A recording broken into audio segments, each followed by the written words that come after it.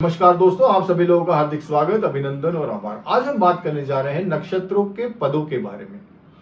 जैसा हम सभी जानते हैं 27 नक्षत्र हैं और ये सभी नक्षत्र 4 भागों में विभाजित है। ये जो भाग है, ये जो डिवीजन है, इसको हम पद कहते हैं या चरण कहते हैं। कहने का मतलब ये कि हर एक नक्षत्र 4 भागों में विभाजित है। तो पद 1, पद 2, पद 3, पद 4, ये इस तरीके से हर नक्षत्र होता है और इसके 4 पार्ट्स होते हैं। अब ये जो 4 पदों की हम बात कर रहे हैं, ये हर पद किसी न किसी पर्टिकुलर चीज को सिग्निफाई करता है या किसी न किसी पर्टिकुलर चीज को वो रिप्रेजेंट करता है। इन चारों पदों की जो ट्रेट्स हैं, जो क्वालिटीज हैं, जो नेचर है, ये अलग अलग है। तो कहने का मतलब ये कि हमारी कुंडली में हम देखते हैं कि एक पर्टिकुलर कोई ग्रह उस नक्षत्र में बैठा है, तो हम एक अंदाजा लगाते हैं कि ये क्वालिटीज होनी चाहिए। बट उससे भी ज्यादा हमको देखना ये जरूरी है कि वो कौन से पद में है, उस नक्षत्र के अंदर कौन से पद में है। वो पद 1 में है, पद 2 में है, पद 3 में है, पद 4 में है, तो ये देखना भी बहुत जरूरी है। तो आज हम बात करते हैं कि ये जो चारों पद हैं हर एक नक्षत्र के, पद 1 की क्या क्वालिटीज है, पद 2 की क्या क्वालिटीज है, 3 की क्या क्वालिटीज है और 4 की क्या क्वालिटीज है। तो आज हम इस वीडियो में ये कवर करेंगे। पद 1 की बात की जाए तो इसको अग्नि पद कहा जाता है।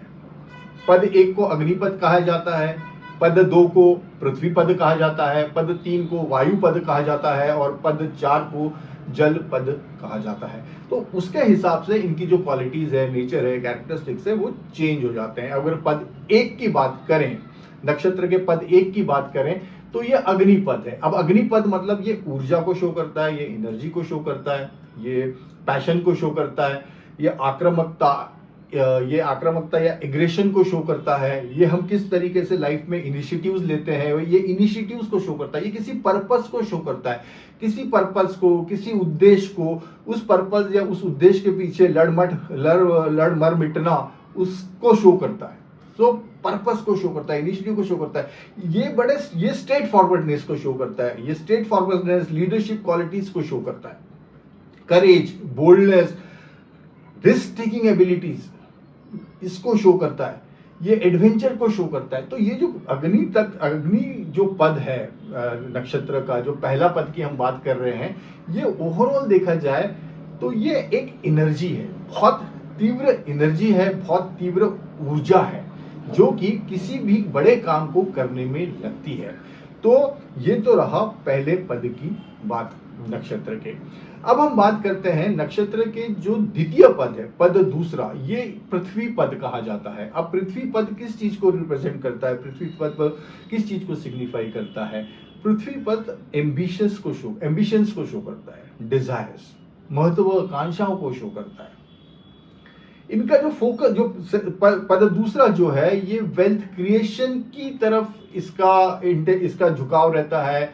या आप ये मान लो पद 2 के बारे में, जो मटेरियलिस्टिक गेन है, जो भौतिक जीवन के सुख सुविधाएं हैं, उसकी तरफ पद 2 का फोकस रहता है। कहने का मतलब ये है कि जो भी ग्रह पद 2 में बैठेगा, उसका जो झुकाव होगा वो किसी चीज को पाने के लिए होगा, मटेरियलिस्टिक चीजों को पाने के लिए होगा, भौतिक जीवन की कोई चीज पाने के लिए होगा। फिर चाहे वो पैसा हो, शोहरत हो, पावर हो, फेम हो, पॉपुलैरिटी हो, प्रेस्टीज हो, पोजीशन हो, कुछ भी हो, तो ये पद 2 सिग्निफाई करता है। पद 2 हार्डवर्क को भी शो करता है। पद 2 पृथ्वी तत्व होने के कारण ये लोग बड़े ग्राउंडेड होते हैं, जमीनी सच्चाई के साथ जुड़े रहते हैं। तो ये है पद 2। तो पद 2 की बात की जाए तो ये भौतिक जो सुख सुविधा है या जो भौतिक प्राप्ति है, उसकी तरफ इसका झुकाव रहता है पद 2 का, और इसको हम पृथ्वी पद कहते हैं। अगर नक्षत्र के तीसरे पद की बात की जाए, तृतीय पद की बात की जाए, तो इसको हम वायु पद कहते हैं। अब वायु पद जब हम इसको कहते हैं, और तो ये डिजायर्स को शो करता है, प्लेजर्स को शो करता है, ये इंटेलिजेंस को भी शो करता है। ये इंटेलिजेंस हुआ, नॉलेज हुआ, कम्युनिकेशन स्किल्स हुई, उन सब चीजों को भी शो करता है। वायु तत्व होने के कारण ये नई आइडियाज, नई चीजों को एक्सप्लोर करना, कोई नया इनोवेशन करना, इन सब चीजों को भी ये पद जो तीसरा है ये शो करता है। नई नई चीजें जो अभी तक एक्सप्लोर नहीं हुई हैं, उन चीजों को देखना, समझना, नई चीजों के बारे में एक्सपेरिमेंट करना, ये ट्रेड्स रहते हैं पद तीन के। इंजॉयमेंट, क्रिएटिविटी भी इसके अंदर आता है, रिलेशनशिप्स भी इसके अंदर आता है, नेटवर्किंग, सोशल स्किल्स, जो कनेक्शंस बनाना है समाज में, ये सब इसके अंदर आता है पद तीन के अंदर। तो इसको हम वायु तत्व कहते हैं। वायु हर जगह प्रेजेंट है, तो ये उसके हिसाब से इनकी क्वालिटीज हैं। इनको हर नई चीज को एक्सप्लोर करना और हर नई चीज में इंटरेस्ट में इनको बहुत ज्यादा इंटरेस्ट रहता है, और इनका ये बहुत ज्यादा बुद्धिमत्ता, नॉलेज, इस पे बुद्धिमत्ता या नॉलेज एक्वायर करना, उस पे इन लोगों का फोकस ज्यादा रहता है। तो ये है वायु तत्व। अगर चौथे पद की बात की जाए नक्षत्र के, तो वो जल तत्व है। जल जहां आ गया वहां मतलब इमोशंस, क्योंकि आंसू भी जब मेरे आंख से जब ही आते हैं जब मेरे इमोशंस अनकंट्रोलेबल हो जाते हैं तो आंसू आते हैं। तो चौथा पद जो है नक्षत्र का, वो जल तत्व का पद है। तो यहाँ पे फीलिंग्स, इमोशंस, इनका झुकाव spirituality, introspection, self realization, intuition, ये सब होता है।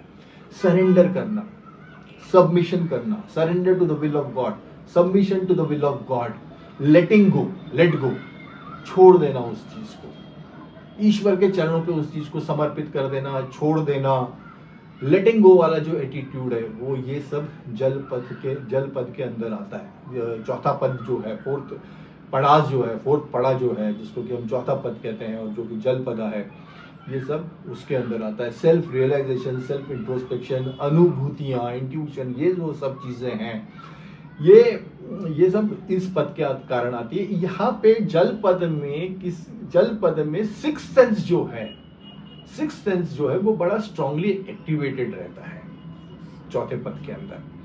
तो हर नक्षत्र ये चार पदों के अंदर डिवाइडेड रहता है। जो ग्रह जिस नक्षत्र में होगा, जिस पद के अंदर होगा, उस पद के अंदर उस तरीके से वो उसके गुणों के हिसाब से वो रिजल्ट्स देगा। तो ये देखना भी बहुत जरूरी है कि ग्रह कौन से पद में बैठा हुआ है, ये देखना बहुत जरूरी है। तो ये था पूरा चारों पदों के बारे में कि ये चारों पद क्या सिग्निफाई करते हैं, क्या डिनोट करते हैं, क्या रिप्रेजेंट करते हैं।